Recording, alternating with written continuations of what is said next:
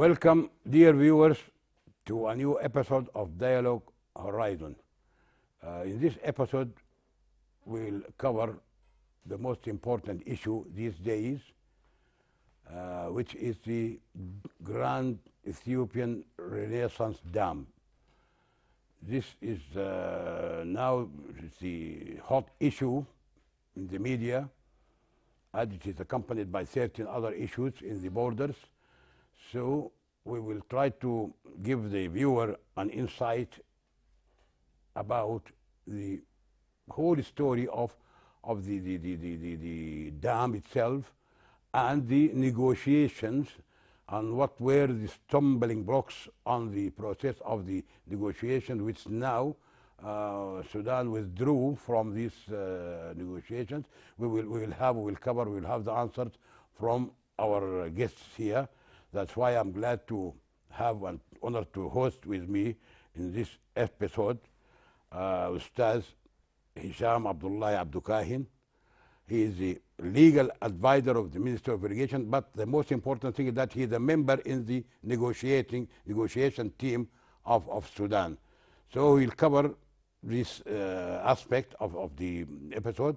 And the other important issue is the dam itself, history and construction, and the people want to know from our second guest, His Excellency Honorable Dr. Osman Al-Toum, former Minister of Irrigation, and he worked throughout his career as an engineer in the Ministry of Irrigation for more than 30, 40 years. 49. 49 years in the dams. Also, actually, even in the Ministry of Irrigation, the dams, and that's why I think he will give us. So we'll start by Dr. Osman Al-Toum. Osman Al-Toum will start by give us just a brief idea about the construction, the history of the dam, the role of the Americans, the reclamation, Bureau of Reclamation in 1964. Tell us just a brief history about the dam itself before we go in depth in the episode. Thank you very much, Engineer Omar Al-Bakri Abu Haras, my colleague, and we are in the same university, graduated at the same time. Same batch. Same batch. The whole thing started in the early 60s with a study from the Bureau of Reclamation of the U.S. Bureau of Reclamation. They have done a study, came up with about 30 projects, 30. Out of these 30 projects, there are 4 dams, proposed dams on the Blue Nile: Karadobi, Mabil, Mandaya, and the Border Dam. The Border Dam is now what is called the GERD, or the Grand Ethiopian Renaissance Dam. At that time, the proposal was that the Border Dam will be about 11 billion cubic meters. Then after studying it, and the Ethiopians, instead of starting with Karadobi, which is the most upstream dam, they started with the Border Dam, and they have increased the capacity from 11 to 14, then to 20-something, then to 30-something, and then 60, and finally it is 74 billion cubic meters. This is the storage capacity of the dam.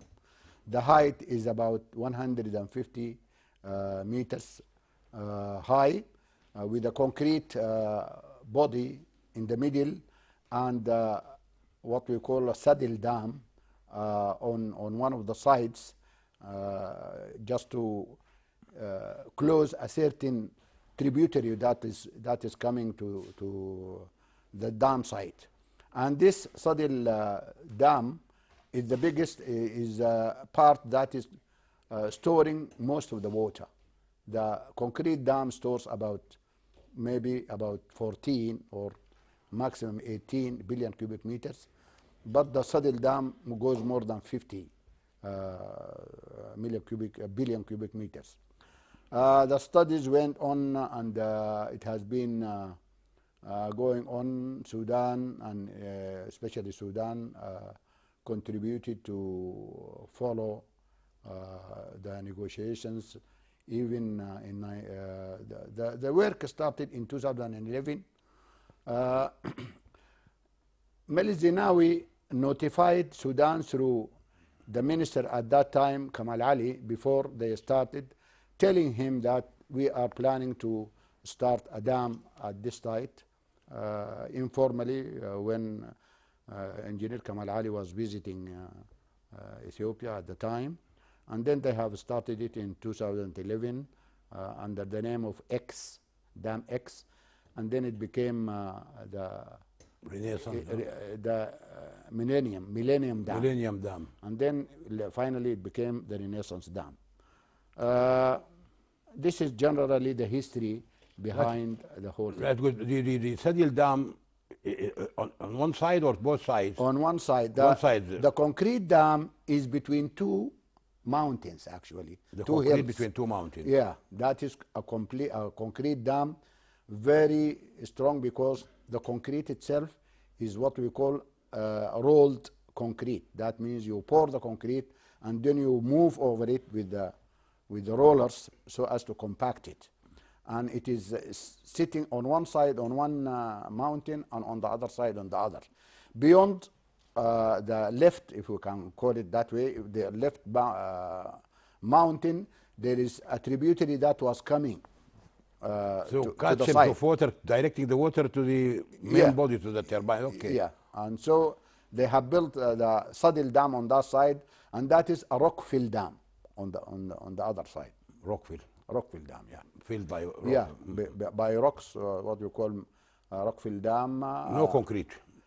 It is finally, just to protect the dam, they made the face, which is facing the water, and concrete, actually reinforced concrete. So you believe that the dam, as far as safety is concerned, it is safe?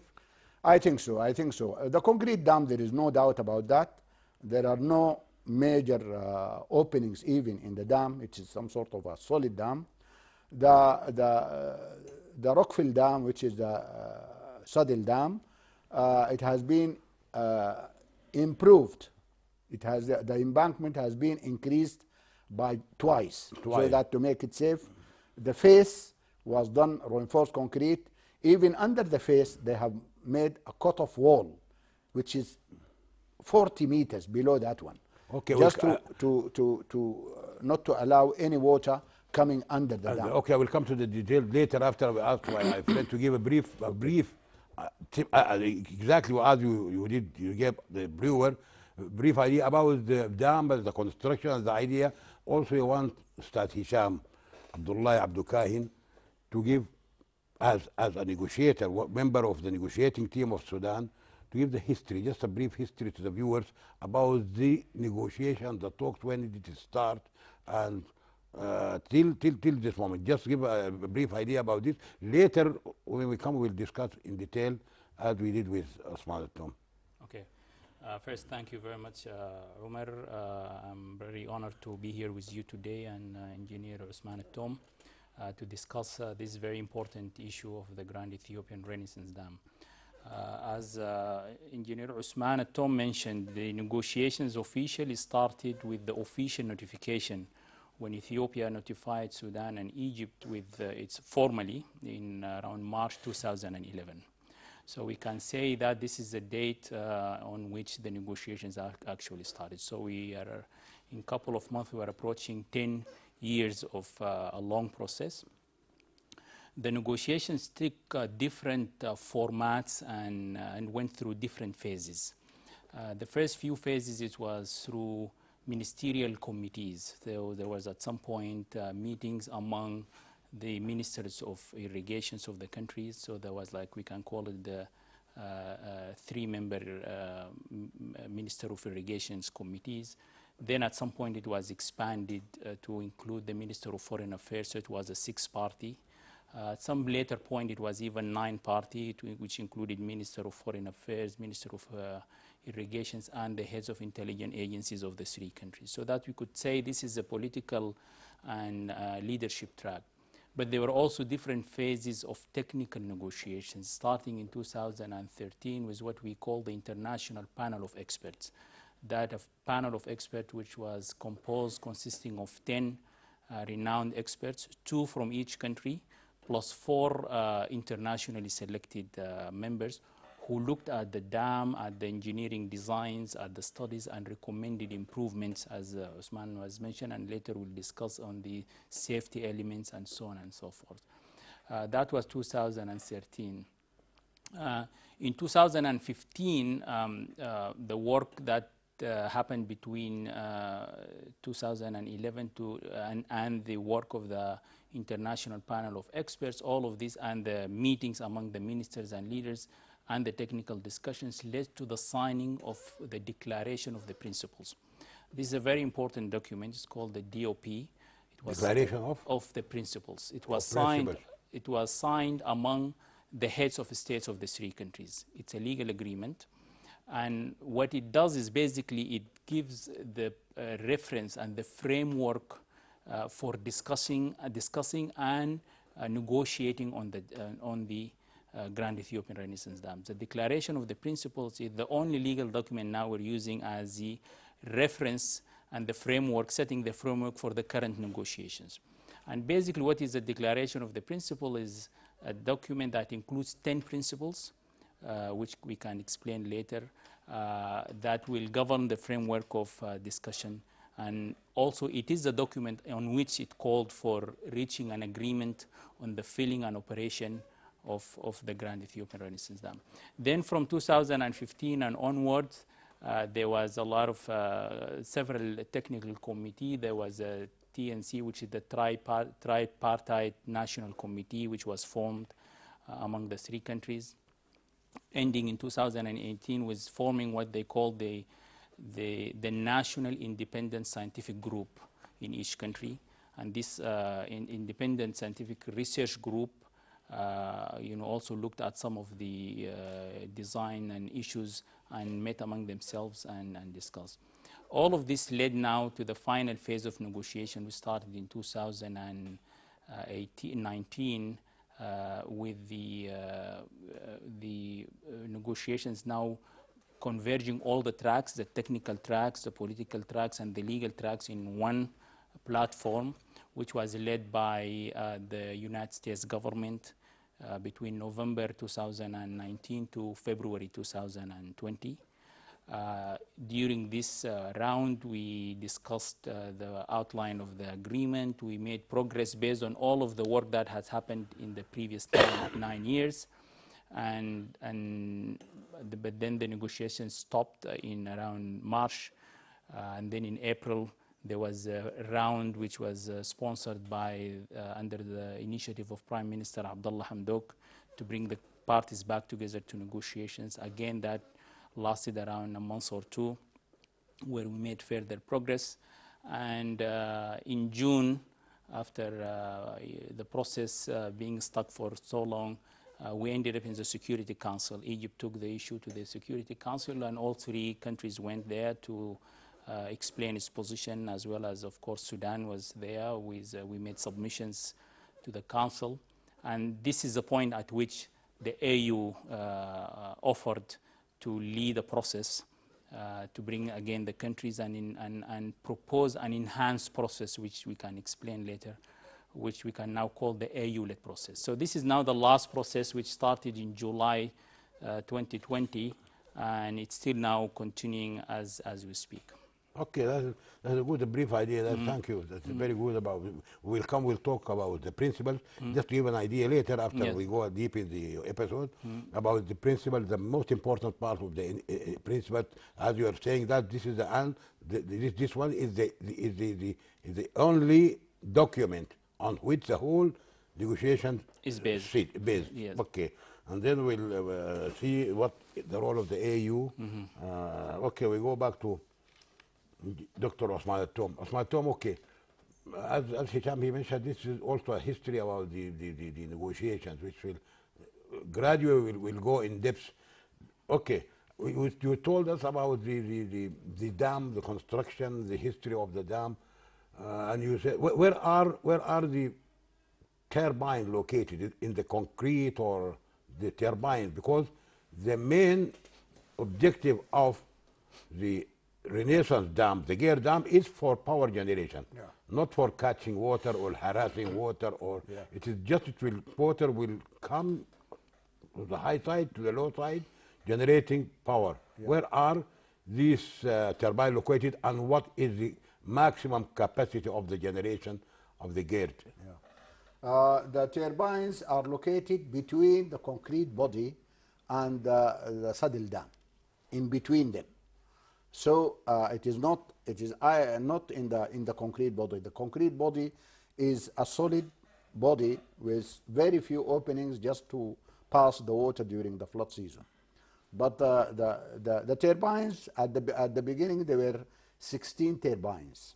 Now they have reduced them to about 13 turbines. 13. Yes, and out of those 13 turbines, they brought 2 turbines a little bit lower so that they can start the early generation. And these 2 turbines are expected, as the Ethiopians are saying, is expected to start in June. This June. This June. As they are going to start the second impounding sometime in July. So that when they start that one, then they can generate from the 2 lower turbines. Lower turbine, how many megawatts? They take about 26 million meter cube per day. That means both of them are about 52 millions meter cube per day. We are keen about the amount of water that they are going to release. If the 2 turbines work, we will be in a good position because we guarantee that every day we are going to have 52 million meter cube per day coming from Gert, the Renaissance Dam, to Roseres Dam. And that is more or less what is needed as requirements downstream of Roseres Dam. The dam, Gert, is mainly for hydropower generation. It is not only Gert. Even the study in 64, the 4 dams are for hydropower generation. For a simple reason that the Blue Nile, which is called Abai in Ethiopia, is in a gorge, in a very deep gorge. When it starts from Lake Tana, just about 10 kilometers after that, then it goes into a very deep gorge. And there is no possibility at all to dam it and then use it for irrigation for the plateau. Because the plateau in some areas it is 1 kilometer higher, and in other places even 2 kilometers high. And the highest dam in the world is not even close to that one. So the only use in Ethiopia for the waters of the Blue Nile is for hydropower generation. No way. They have no chance at all. Use it for irrigation. No chance at all. They have in the tributaries, the far tributaries that are coming to the Blue Nile, in some of those areas like Finsha and the dam that they have mentioned recently that they are building in Amhara area, which is about 55 million cubic meters.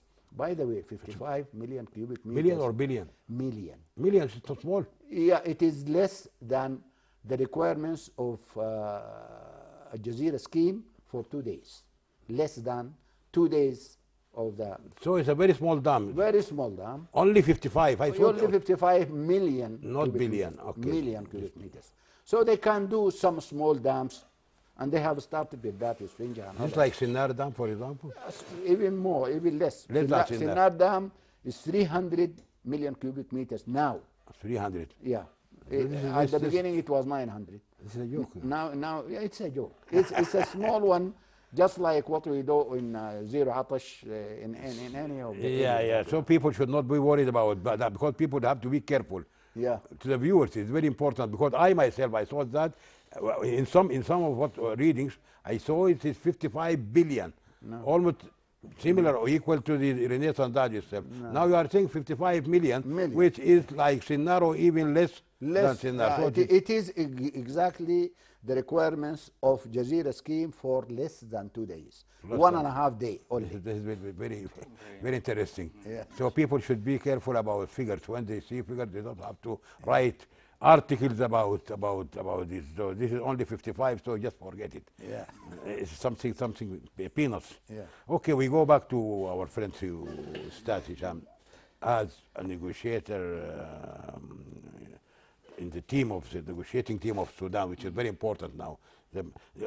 Now tell us in detail a little bit about the declaration of principles.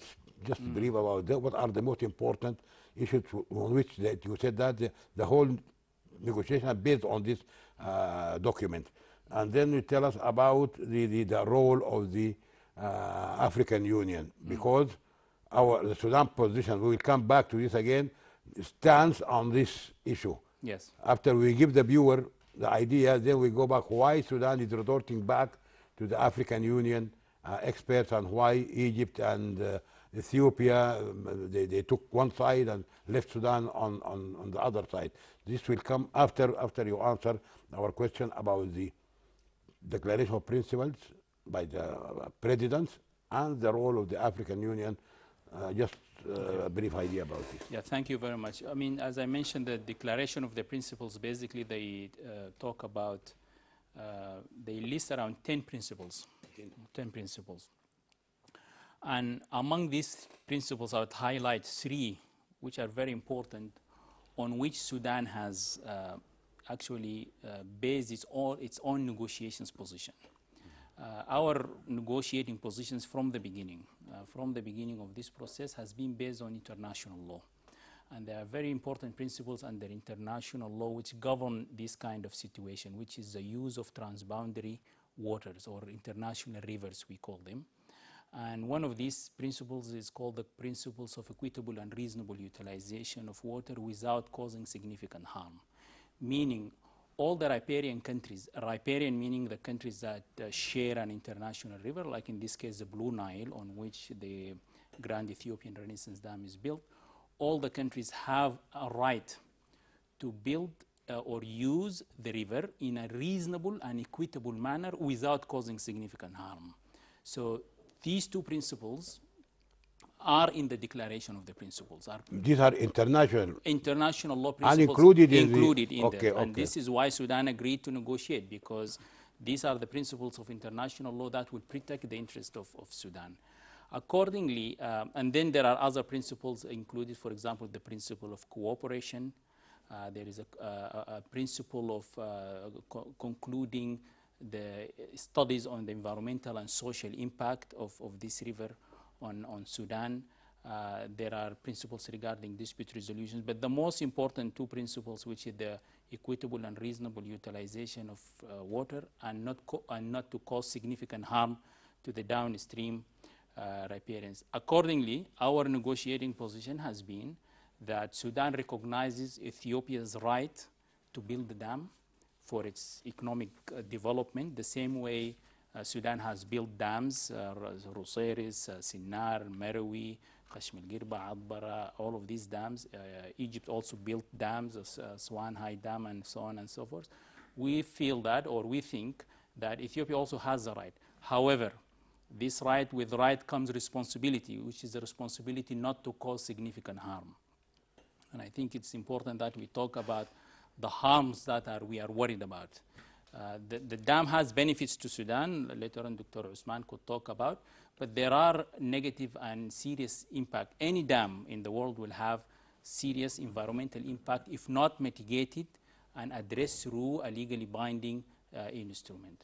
So what are the harms we are worried about? We are worried about the safety of the dam itself, the operational safety. Dr. Usman talked about the soundness of the structure itself. So a dam is built, we think, based following best practices and international standard. However, the operation of the dam, because this dam is going to remain there for hundreds of years, it has to be operated in a safe manner, and there are international standards issued by the International High Commission of Large Dams, tells what it means for operational safety. So we want, first, Sudan wants to ensure the safe operation of the dam, and this including emergency preparedness plans, if some of these turbines have to be opened, closed, if there is overtopping. So there are a lot of this. So the safety is one. Number one, the second thing about the significant harm, which is the environmental and social impact. Any dam by nature will change the flow of the river and will change the ecology of the river. So that will have environmental impact. There are also social impact. For example, the rain, the floodplain agriculture. We have hundreds of thousands of farmers from the Roseris all the way to the north of Sudan who rely on the flood plain irrigation. Because of the regulation of the river that is going to be produced as a result of this dam, the size of the rain, flood irrigated land will be reduced. So there will be a social impact. We need to quantify this social impact. Even the declaration of the principle talks about compensation. So who's going to compensate these farmers, ensuring that if now they need pumps to continue their irrigation, it is important that all of these farmers are not impacted by this dam. We need to ensure that they will be addressed and they will not feel the impact. So these are and then the third important risk we worry about, obviously, what Dr. Usman mentioned, is the safety of our dams. And more importantly, our Roseris. Roseris is only 100 kilometers away from the border, from the Grand Ethiopian Renaissance Dam. That's very, very short duration. Just to give the viewers a sense, if there is any incident of water release or safety issue, the water will take 3 weeks to get to the highest one dam. It will take only 12 hours to get to Roseris. Okay, so Roseris safety depends on the safe operation of GERD, and therefore there has to be coordination between the two countries, and which leads us to the fourth element, which is the exchange of data. It's very important that we need daily data on how the Grand Ethiopian Renaissance Dam is going to be operated on daily basis, because the resident engineers in Roseris, as Dr. Osman will confirm, they will need this daily data to be able to program how we even operate our Roseris, depending on what's coming, what is the kind of amount of water entering GERD, how they plan to open, how many out of the 13 turbines are going to open today, tomorrow, and so on and so forth. So this is the negotiations position of Sudan, which has been consistent. It acknowledges Ethiopian rights, but it also wants to make sure that Sudan are not harmed by this dam. So we are a balanced position. Okay, what about the history of the involvement of the AU? The AU, as I mentioned, came. African Union came when the process was about to be considered by the Security Council. And South Africa, which is the current chair of the AU, called, after consulting with the three heads of states, including Prime Minister Abdullah Hamdok, they agreed to hold a summit, which they held on June 26, 2020. And they agreed to a process, which is we can call the AU-led process.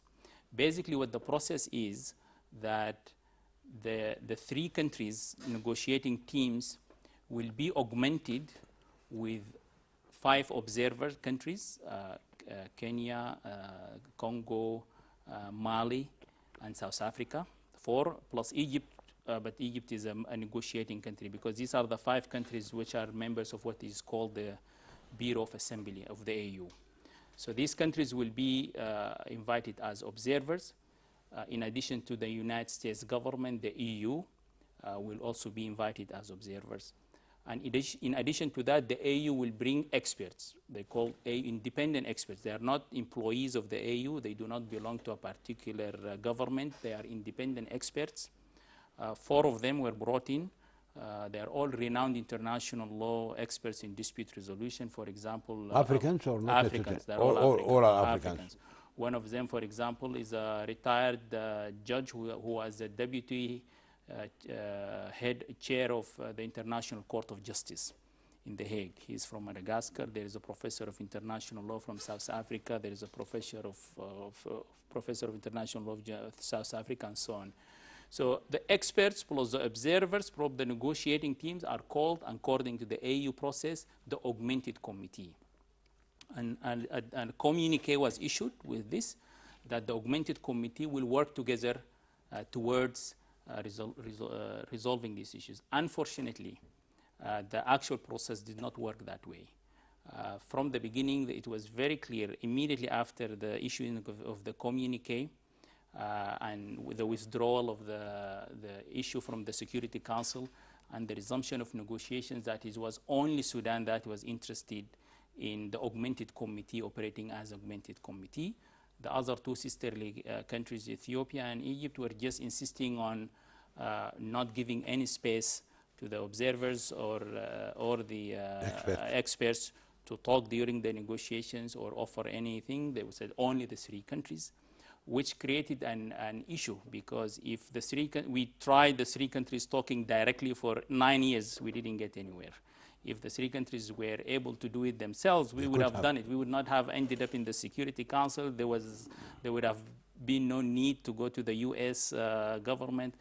The reason a third party was felt necessary to come, so that to help the countries break the deadlocks, not to mandate on the country, not to impose, not to take the leadership of the process, but to help the country. To help and give advice. Yes, only Sudan was interested in that process, and because the process did not work as specified in the communique, what happened, instead of us coming closer and making progress, we went backwards. So when it started with a lot of issues resolved, including 2 years ago, now have been now reopened, and a new position has been taken, and countries felt free to change their position, their documents, add new issues.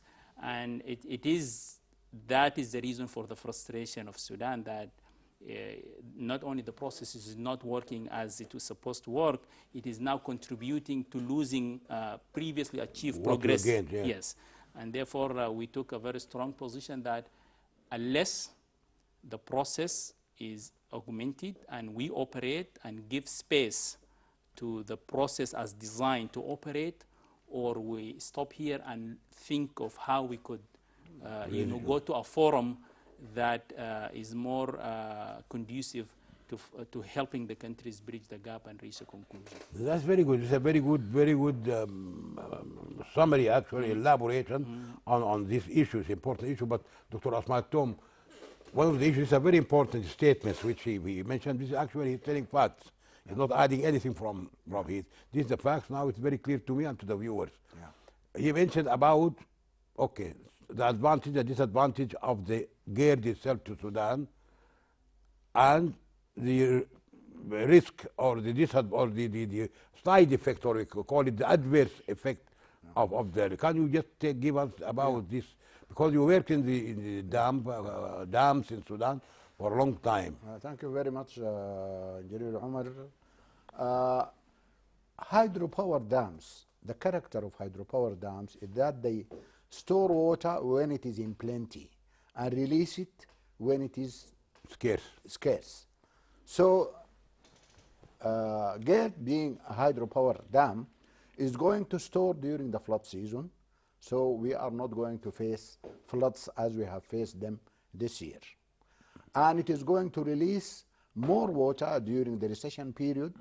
So we are going to have more water during this time up to June, which is more than what we are having now. Roughly, the river, the Blue Nile, will be lower by 2 meters during the flood season from the maximum that it reached this year, and it will be higher by 2 meters during the recession period like these days. That means instead of the difference being 9 meters, is going to be only 5 meters.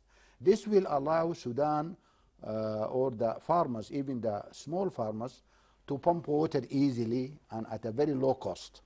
And even the areas that are were supposed to or were usually irrigated by flood irrigation, you don't need, since the flood is not going to be there, but you can have pumps with high capacity that you can irrigate those areas and even go beyond to the higher territories, the higher terraces. You, instead of having a pump of 4 inches, you can have a pump of 8 inches, 10 inches, even 12 inches, and then you can go you can cover many fadans. So actually, Doctor, sorry to interrupt. The flow will almost be regular throughout the year. Yes. No flood, no Recession. no recession. And, Okay. and it will allow pumping easy. Yeah, now the practice is that our people, our small farmers, during the flood season, they are worried that their pumps will be washed away.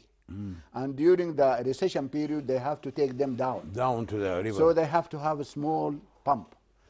Now they can have big pumps put on concrete foundation, and they can pump water up to the limit that they want to cover. And no need for moving. No need for moving. And Sudan is characterized by flat land, very fertile land, so they can go for kilometers and kilometers. They can go even for 15 kilometers from the river. So the flood irrigation, the agriculture by flood irrigation, Yeah. it was one of the issues. They Yes. have to mention as an issue, Yeah. but the most important is the operational safety. Yes. Now, you gave us in the introduction Yeah. that the construction safety is almost guaranteed and it's okay. Yeah. You are happy with it, and the engineers also. But what about the operational Yeah. safety as mentioned by Hisham? Yeah. The Blue Nile is a very important river for Sudan. 60% of the flow of the Nile coming to the Sudan is coming from the Blue Nile. Blue Nile. And the Blue Nile is the river that supports 80% of the irrigated agriculture in Sudan. So it is very important, and this is why it has been dammed in Roseiris, in Sinnar, and later on in Marawi, and so on. The dams and the irrigation projects are designed according to the natural flow of the river, of the Blue Nile. Now, the river will be dammed by GERD, and so we'll have an artificial flow. This artificial flow we have to think of beforehand and try to augment or amend our operation manuals for our dams, for our irrigation schemes, and all of this. Our dams and our irrigation schemes, we always treat them as one unit, as one consecutive projects that are depending on each other. So what we need for Sudan, we need to know beforehand how they are going to operate their dam. And we need it on daily basis, especially during the filling and the emptying of the dam, because we can support our planning on how to operate our dams, which are connected together. We can support it on the information that we need to have. We are not worried about how they are going to operate it, but we need the information, because to us, when we know the information, we know how to operate our system perfectly, because we have been doing this for so many years, and there are so many people who are very experienced in doing that. So what is needed for Sudan is that the timely and what we call the real-time information about how they are going to operate GERD. And this is very important, and this is supported by the international law, because if there is a construction or a body which is upstream, which is going to affect projects downstream, information has to be exchanged, so that the people downstream, they should know beforehand how are they going to face, what are they going to face. So as not to make the picture very gloomy, the construction of GERD is such that it doesn't have deep sluices that you can open and release water as you like. It has 13 hydropower generation pumps, so the water can only go through those hydropower generations. And that is calculated, and we know how much it is. We have our own models, mathematical models, which are working on this. We are trying to find solution for all the possibilities and all the scenarios. But we need the information so as to plan ahead how are we going to operate our system. Okay, okay. This answers part of the worries mentioned. Actually, worries a lot of examples of Sudan, as he mentioned. This is one of them. The third was the environmental effect, Yeah. and the social effect. Social effect. Sometimes you have to move people there. Sometimes you have to move people. The social effect, like what happened in Sudan when the high dam was built. We moved millions of inhabitants of Sudanese to totally different areas in a totally different environment. So is Sudan going to be affected by the adverse social and adverse effect? Yeah. For usually moving people is to move people from the lake of the dam, and the lake of the dam is in Ethiopia. So we don't have to worry about that. Yeah, and even there, I don't need to talk about Ethiopia. It is scarcely populated, the area there. What will affect us is when there is such a big dam and it is releasing water. Is it going to affect the fisheries, the ecosystem, and is that taken care of?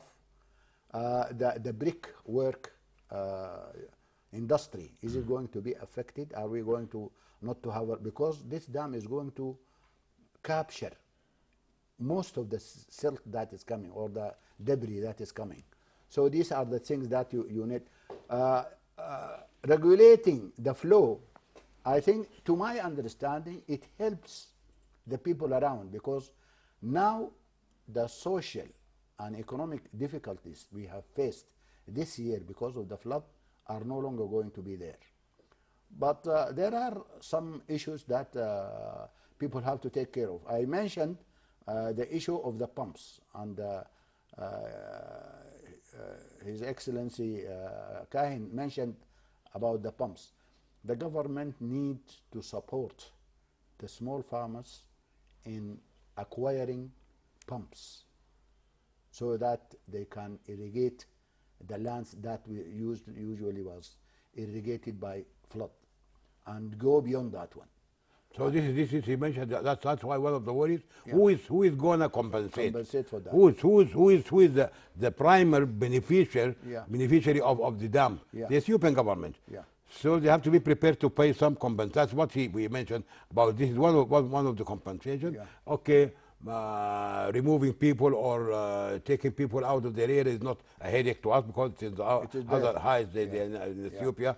But environmental effects, But somebody has to pay for that. Yeah, because Sudan is going to benefit in increasing the irrigated area. Now we will be free to expand in our irrigated area as we like. This is one thing. The other thing is that hydropower generation in Sudan is going to increase because of this regulation of the flow. So the government is going to benefit either from the irrigation, the agricultural side, and the hydropower side. Some of this money has to go back to the people who are going to face losing their floodplains. Okay, that's amazing. It answers some of the worries about your position in the negotiation.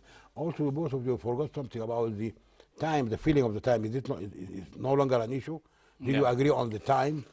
So this is, so just before I answer this question, let me just say, Go ahead. One is, all these issues Dr. Tom mentioned, the importance of data exchange, the importance of sharing documents, the dam safety element, all of this is mentioned in the declaration of the principle.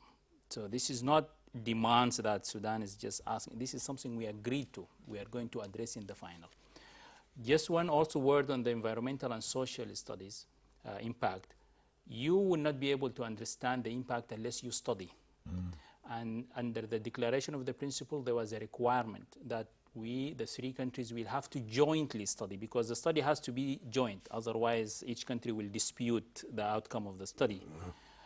To this day, because of the dispute among the countries, we were not able to conclude the studies, which is something actually very unfortunate. Because usually in hydropower and international infrastructure, you are an engineer as well. You know that environmental and social impact has to be done after the feasibility, before even the engineering designs are completed, so that even the design should take into consideration these elements. Yeah. This process was, we were unable as three countries to conclude, because they disagreed on the two countries, they disagreed on the terms of reference, the company that has been selected, and so on and so forth.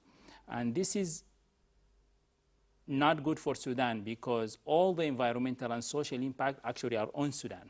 Most, like 95%, because this dam is just at the border with Sudan, and Egypt is protected by the Aswan Dam. So everything, the impact, environmental and social, is going to happen in the area between the Gerd and the Aswan High Dam, which is Sudan. So this is a very important. So if we follow the declaration of the principle on all of these issues, we will have no issues. I forgot the question. The feeling. Okay. Yes. The feeling. Yeah. So the agreement we are supposed to do, the agreement we are negotiating has two elements. It's called the agreement on the guidelines for filling and operation. Filling, which means the time and the schedule by which we fill the dam. Ethiopia can fill the dam until it reaches 74 billion cubic meter. Okay, that's a filling part, like 5 to 7 years. And then the operation, which is the annual operation, because this is a hydropower, as Dr. Usman explained, they will generate electricity, which means the water will go down in the reservoir, which means they need to refill again. So this is called annual operation. So what you need to do is annual filling and the annual operation. The annual filling, by and large, has been agreed to even before we started all of this US process. All the schedules by the independent scientific research groups of the three countries. So we know exactly how many years. We know, for example, how many billion cubic meters Ethiopia will fill. For example, last year was supposed to fill, they filled the 5 billion or 4 point something billion cubic meter. This year they are expected to fill 13.5, and so on until we reach now. Finally, the most important piece, all of these benefits that Dr. Usman talked about, the negative I talked about, the filling, everything, in the absence of a legally binding agreement, it means nothing. It means nothing. If we do not reach an agreement, the benefit turns into negatives. True. Because I will not guarantee actually the dam will be operated in a way that will give me, for example, the water regulation that will allow me to irrigate more. All right, I will not get the data to operate my things. I will not get the information that will help me safeguard my people, as well as the dams of Sudan. So then now, what is now more important for us is putting all of this under a legally binding agreement as stipulated under the declaration of the principle. Because in the absence of a binding agreement, legally binding on all three countries, that will be just an empty promise, and we will be threatened by this dam for years to come. So you agreed to 7 years or 10 years filling, not yet? It's a schedule. It's a schedule is somewhere between 5 to 7, depending on the. It depends on, because the filling depends on the year itself. Is it a wet year or dry year? Okay. But if you get an average, like the average yield every year, it should be somewhere around 7 years. About 7 years. Yes, but the schedule has been agreed upon. An important question that now came to my mind. I thought that when you talk about the operation, maybe Osman also will join us, did Sudan or Egypt insist on having Sudanese experts or Sudanese presence in the operation of the dam? Yes. So that was obviously an idea that was floated at some point, but unfortunately, because neither Sudan nor Egypt contributed to the building of the dam. This is an Ethiopian dam. So there is a principle of sovereignty in the declaration of the principle.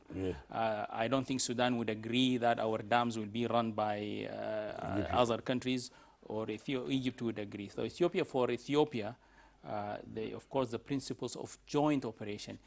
If had we contributed and built it together, like for example, there are examples in the Senegal River. There is a dam jointly owned by Senegal and Mauritania and Mali.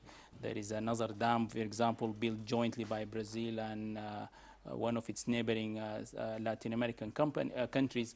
If you did that, then you will have acquired the right to jointly operate it.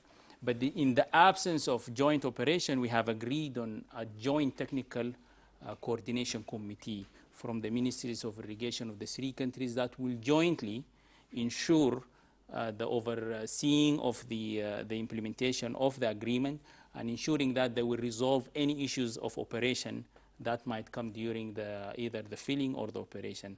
So the answer is there is no joint operation, but there is a joint technical coordination, to ensure that we coordinate the technical matters and the issues of implementation.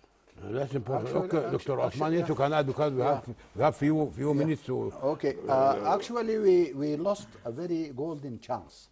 At one time, Meles Zenawi suggested that 50% of the cost should be catered for by the Ethiopians, and the other 50 should be jointly catered for by Sudan, yes. and Egypt.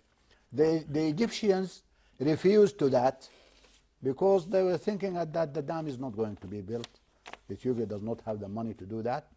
Unfortunately, Sudan at that time followed Egypt. Could have contributed. Yes, and actually we gave them some machinery to help, just as a gift. It should have been part of the contribution, real contribution to the cost. And in that case, then you have the right to be part of the management. We lost that chance. Okay. And as His Excellency Hisham said, now we are in the declaration, it is mentioned that there is this coordination committee, and that coordination committee is very important, very important. We have to really think deeply on who is going to represent Sudan in that committee and to take over the coordination, because the coordination could extend to the extent that it is going to talk about the operation itself. Okay. And guard it. Okay, so for your part, because we want to conclude now, we are wrapping up. For your part, you are as an engineer, as a minister, as you are happy, or you are not afraid of any collapse or problems, construction problems, as far as the engineers are saying. Even Farouk Al-Baz of Egypt, he said, so you are sure that the construction has no big problems. And yeah, for the construction, I think this is a hoax. Okay. It's nothing is going to happen. Even for the operation, we are catering for any scenario that is going to happen. We are not in a position to declare what we are going to do, but we are ready for any. Okay, that's for Hisham. We have 1 minute for 1 minute. You said but very important thing. You have to just tell the viewers again about the importance of the only now stumble two things. Yes. The augmented group and the binding agreement. Yes, I think it's important in 1 minute just to restate what is Sudan's position in this. Exactly. Sudan does not object to Ethiopia's right to build a dam. However, Sudan also, Sudan is asking and requiring is that it is not harmed by this dam. And the only way that this dam will not cause significant harm to Sudan is through reaching an agreement that is legally binding on Ethiopia, Sudan, and Egypt that includes all these provisions that we're worried about, from safety, environment, and social, and so on. Sudan is not quarreling about volume of water. Sudan is worried about the safety of its people, the safety of its structure. We think is that our position is based on international law. It's fair, it's balanced, and there is no way Sudan would accept for this dam to remain as a threat. And the only way to remove that threat by reaching a binding agreement on all three countries. Okay, thank you, dear gentlemen. It has been a very interesting episode. We covered both technical and the most important is the legal part. And now the viewers are in a position to evaluate the correctness of the stand of Sudan in this negotiations, and why Sudan took this stand and this position. Whereas Egypt and Ethiopia are together on the other side of the river. Thank you, dear viewers, for being with us for the last 1 hour or so about a very important issue of the GERD. So hope to see you next week on another issue concerning the country and its development and prosperity of its people. Thank you. Bye. Thank you.